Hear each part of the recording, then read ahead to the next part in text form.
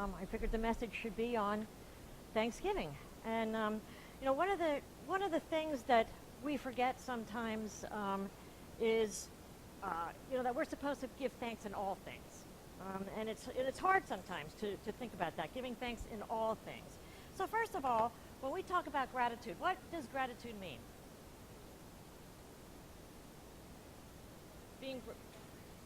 Appreciation, okay. So gratitude is a feeling of thankfulness or appreciation. So what's appreciation? Okay, good. That's a good one. Acknowledgement. Anybody else? Dictionary definition of appreciation is gratitude, thankful recognition, the act of estimating the qualities of things and giving them their proper value. So think about things when we say we're grateful for things or we appreciate things. What are we doing for those? What are we doing to those things? We're validating their worth. Plus, when something appreciates, what does that mean? It increases in worth. And a lot of times we forget that. We don't think about that because when we appreciate something, we're validating its worth. Plus, we're also adding worth to it. And I remember years ago when I was unhappy in my marriage and everything else is, I felt that I deserved a nicer house. And our money went to other things instead of to the house that I thought I needed and I deserved and everything. And I used to say I live in a slum house. And guess what my house looked like? Slum house. Because that's what I affirmed that I lived in. So anyways, once I got divorced and I bought it back, I bought the house myself, and now it's my house. And I started saying, you know what, this is the house with potential. And guess what happened? We painted it, we hung pictures on it, and all of a sudden, it turned out a lot nicer. I started to appreciate it more because it was mine and stuff. And as we did things, the value grew. And now I absolutely love my house. And even though, it still has a lot of potential and it's certainly not done, it's the same house. But what happened was my attitude about it changed, thus making that change. So if we think about appreciation now, Jesus said about giving thanks in all circumstances. And we think about that, and it's interesting because the whole thing says, give thanks in all circumstances, for this is God's will for you in Christ Jesus. Now you can see how people that look at that fundamentally or whatever, say this means that we're supposed to suffer, right? This is God's will for us to suffer because we should be grateful in all things. However, the thing is, the reason we say that is because when something happens, what do we always look at? We look at how it appears. And sometimes to us, it appears that it's not good. But it's a matter of faith and trust to know that no matter what it is, there is good in it. I've been listening to a lot of Napoleon Hill CDs lately, and I love his word for that, or his idea that he calls that. He says, people that succeed look for the seed of equivalent benefit in all things that happen. So he's saying if something bad happens, people that are successful always look for the seed of equivalent benefit, meaning that they look for the blessing in whatever happens because they know that that's there. And that's hard for us to have faith in that, to know that there's something good out of something that appears very, very much bad or very, very much not good. But to have the faith in that.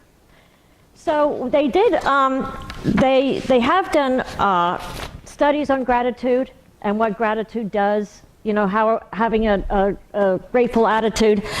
What's interesting, though, is when we think about gratitude, a lot of times what do we think of?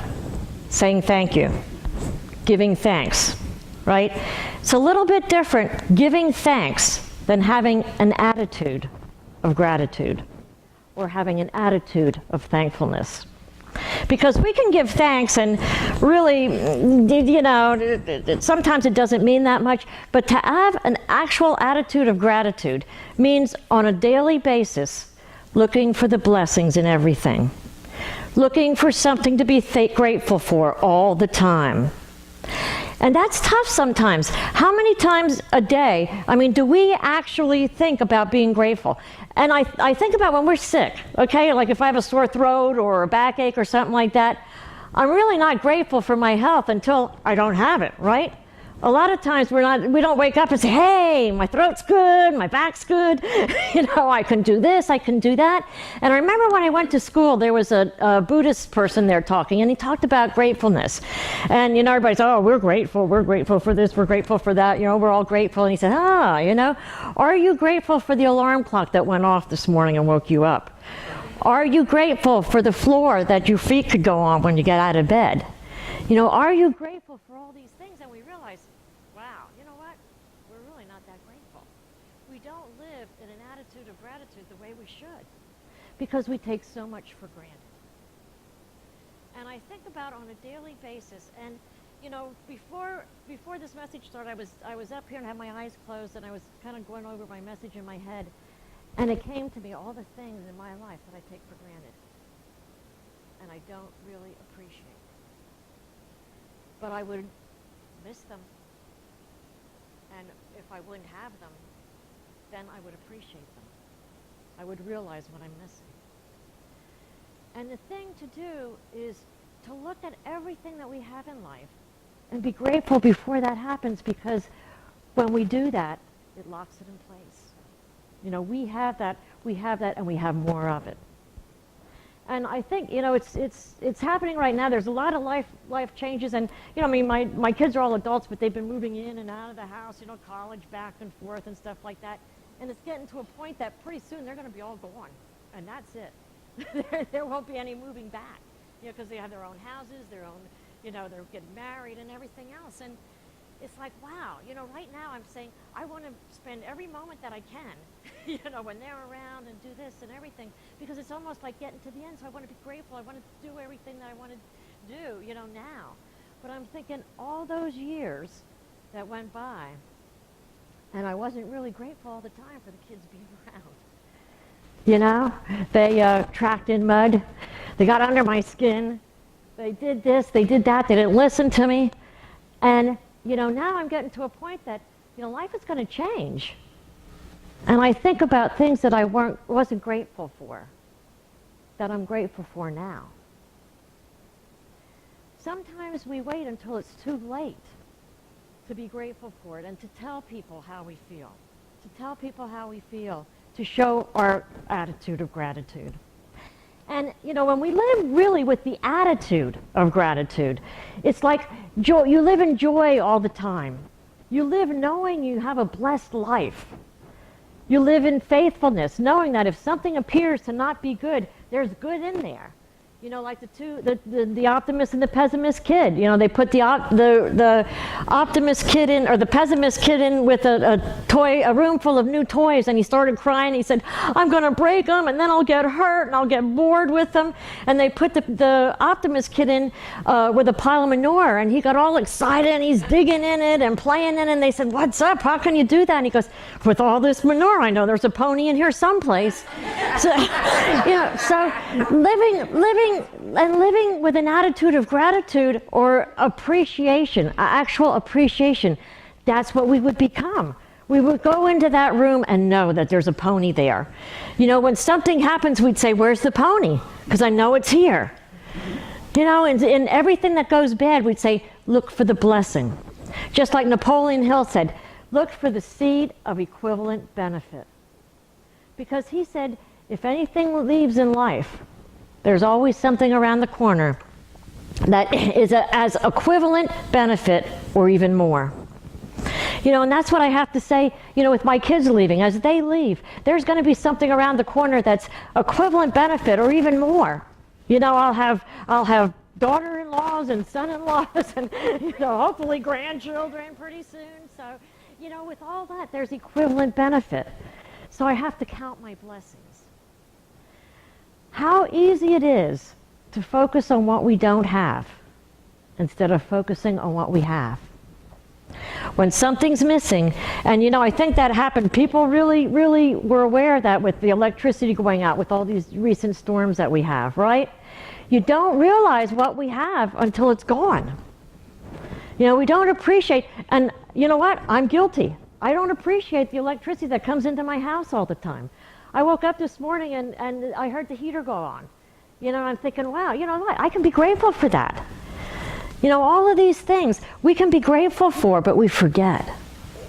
We forget, we go through life, living our life, and then something happens, we don't have it, we're grumpy about that, we're complaining and stuff, instead of, again, being grateful for what we do have.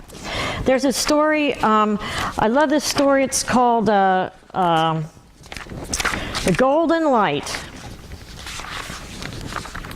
And just like the pony, I know it's in here.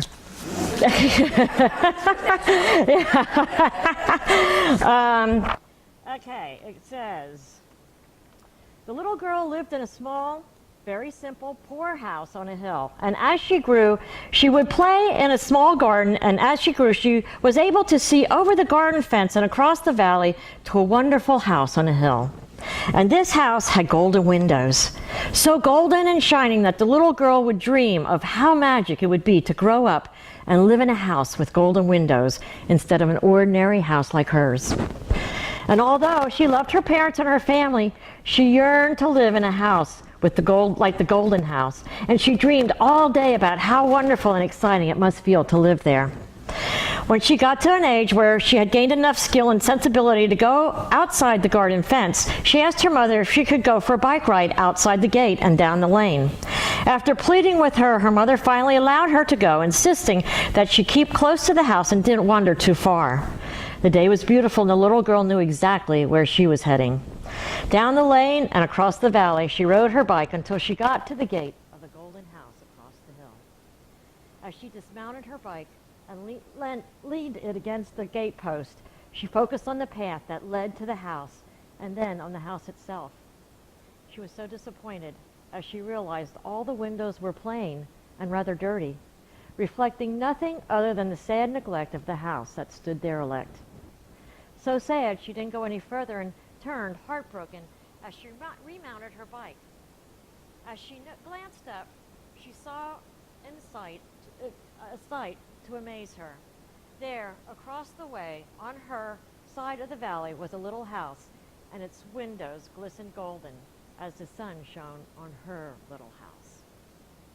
She realized that she had been living in her golden house, and all the love and care she found there was what made her house a golden house. Everything she dreamed of was right in front of her nose. How often do we look on the other side of the fence and say how much better it would be? You know, how much better it would be if we'd have that golden house. How much better would it be if we'd have that job? How much better would it be if we had that husband? How much better would it be if we, if we had those kids that were listening and doing everything right? You know, how much better would it be if we'd have money? But when we stop and look, and we go over to that side, we look over and we realize that we had everything that we wanted. We just didn't appreciate it. We just didn't look at it, we just didn't focus on it, we just didn't see it. And then, once we give it up, we want it back.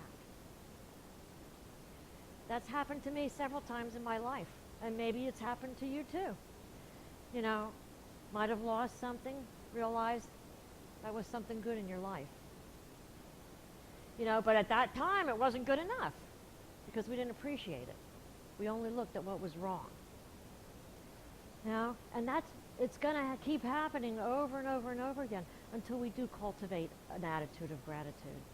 And when we talk about cultivating an attitude of gratitude, it must be practiced. You know, it must be practiced, it must be cultivated. It's not something that you say thank you, and that's it. It's learning to see the joy in life. It's learning to look at the good things and the people in our life. It's learning to say thank you.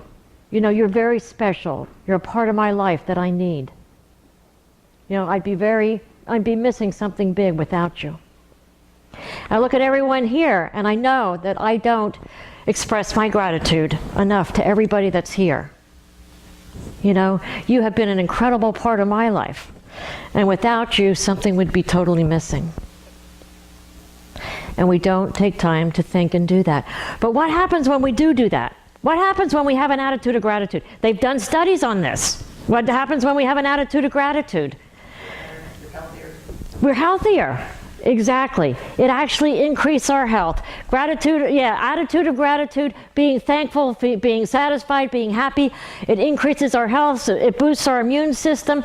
It decreases stress, decreases depression, does all of these things. And do you know what's really, really amazing is they did a study in 1993. A research team led by Glenn Rain and Rolly McCarty measured the effect of certain emotions on human DNA.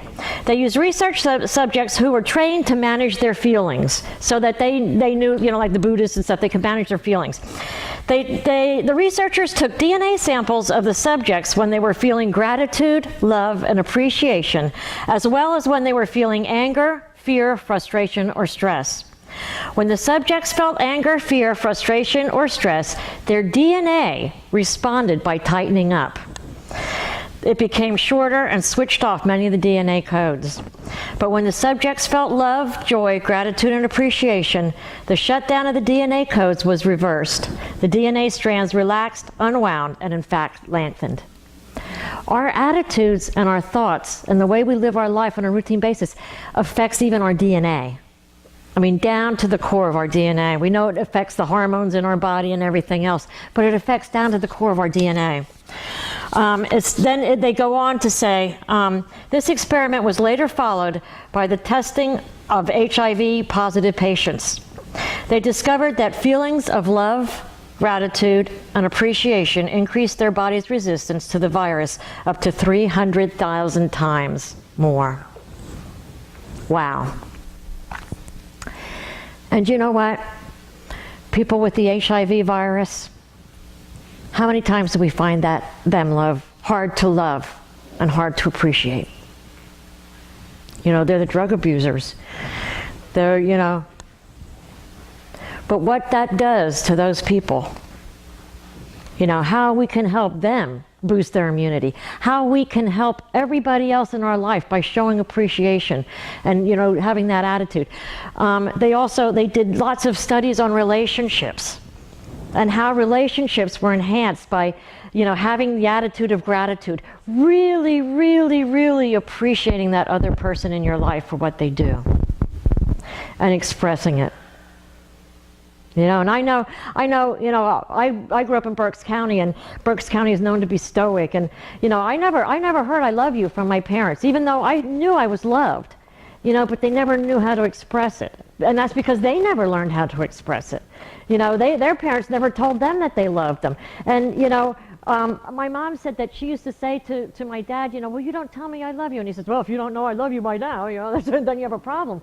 But it's a matter of, we want to we want to hear it, we want to know it, we want to feel it. We want to feel that, but we also, to feel it, we need to express it. And this year at Thanksgiving, it's a matter of, and we hear this all the time about being grateful and stuff like that, but really, really, really focus on developing an attitude of gratitude. Not taking one day and being grateful for everything in our life, or whatever. It's a matter of being grateful for everything that happens. Because as we we cultivate that, we'll find out that when something bad happens, it won't hurt as bad, because we'll know that right behind it is an equivalent of some good benefit. I'll cultivate that faith. Everything comes along with that gratitude and appreciation. Because as we appreciate life, guess what? It increases in value. We increase the value of our life by the way we appreciate it. And if we're having trouble right now in life, if we're missing something, guess what? It's because that part we're not appreciating. And once we start appreciating, that will change. I have one more thing, and Sue actually just sent me this by email the other night, so thank you. You probably know I could use this. It's different ways to look at different things. I am thankful. I am thankful for the wife who says it's hot dogs tonight because she is home with me and not with someone else. For the husband who is on the sofa being a couch potato because he is home with me and not out at the bars. For the teenager who is complaining about doing dishes because it means she is at home and not on the streets. I'm grateful for the taxes I pay because it means I am employed. I am thankful for the mess to clean up after the party because it means that I am surrounded by friends. I am thankful for the clothes that fit a little too snug because it means I have enough to eat. I'm thankful for my shadow that watches me work because it means that I'm out in the sunshine. I'm thankful for a lawn that needs to be mowed, windows that need cleaning, and gutters to be fixed because it means I have a house. I'm thankful for all the complaining I hear about the government because it means that I have freedom of speech. I'm thankful for the parking spot I find at the far end of the parking lot because it means I am capable of walking and I have been blessed with transportation. I am thankful for a huge heating bill because it means that I am warm. I'm thankful for the lady behind me in church who sings off key because it means I can hear. Too bad Lillian's not here anymore. I am thankful for the pile of laundry and ironing because it means I have clothes to wear. I am thankful for weariness and aching muscles at the end of the day because it means I have been capable of working hard. I am thankful for the alarm that goes off in the early morning hours because it means that I'm alive. Just to be grateful to be alive today, to be able to be here, to be able to be reminded of the special things in our life that we can be grateful for. You know, that's a blessing. That's a true, true blessing. And as we focus on the blessings in life, what's going to increase? The blessings in our life. Because what we focus on expands, and we see more of it. So, you know, this week, not only as Thanksgiving comes, but, you know, as soon as we walk out that door, you know, let's realize the things that are great in our life and start appreciating them. Because as we do that, we're going to have a whole different attitude, and life is going to change. Because we see life the way we are, not the way life is. And if we think with an attitude of gratitude and see the blessings in our life is going to be a lot more blessed. So I would like to take these thoughts into meditation, unless anyone has a comment. Yeah, I did. Okay, go ahead. And I was thinking about this right from the beginning. And it's the blessing of you that we've had, and having had the month off where, you know, we gave you the gift of the month off. Yeah. It makes us appreciate you even more when we hear this message. And you're thinking about remembering when you were just a member of the congregation like the rest of us, and how much your growth has increased our growth. Thank you. Thank you so much. Thank you. Thank you. Thanks. Any other comments? I want to say, when I came back from the store and I saw the big tree that had fallen on my house, I was like, wow, that's a big tree. And then I thought, boy, I was praying, how was I going to buy firewood?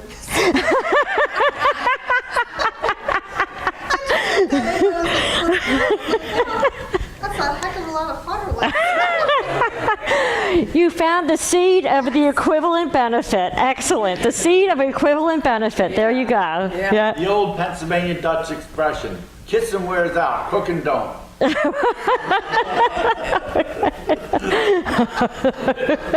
So, okay, but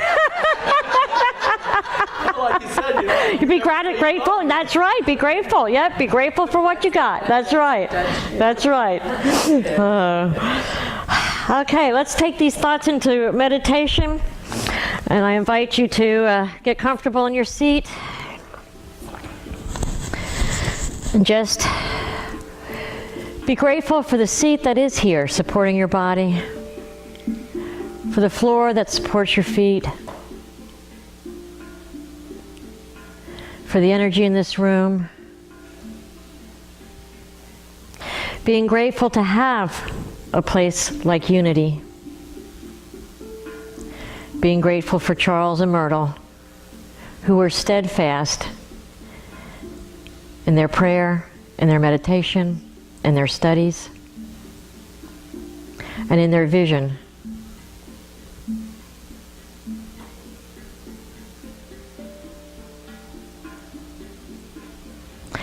I want you to take this time and think of all those things in your life that you can be grateful for.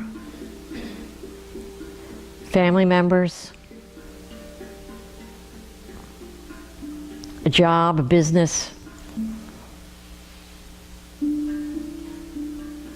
even at this time if you're struggling, if you're looking for another job, being grateful and appreciating what we have now will bring more to us.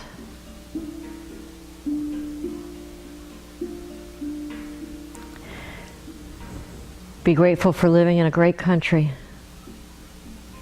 for having the freedoms that we have.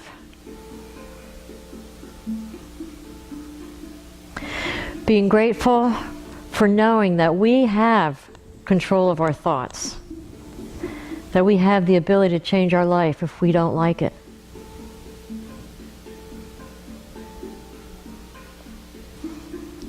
Being grateful for our health. Being grateful that everyone was able to walk into the doors.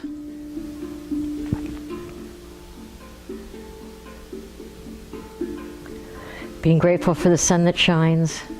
Being grateful for the rain that falls. Being grateful for those things that might not seem like a blessing right now, but knowing that the blessing is in there. And as soon as we acknowledge it and are grateful for it, that's when we're going to see it.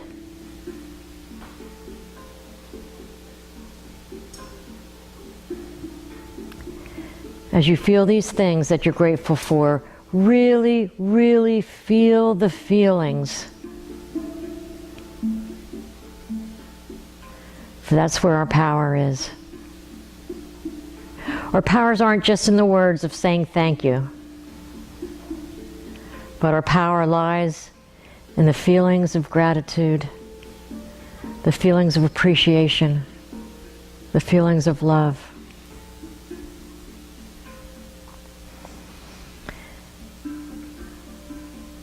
I invite you to hold on to those feelings. Make them permeate every cell of your body.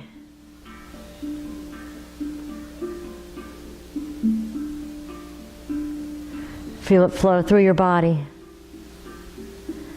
and extend out to the world.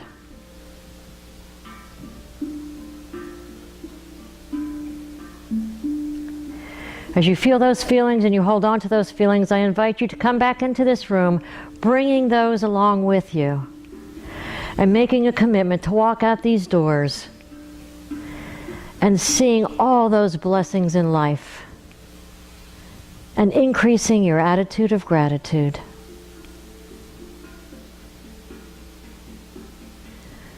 And seeing more and more blessings in our life. And so it is. Amen.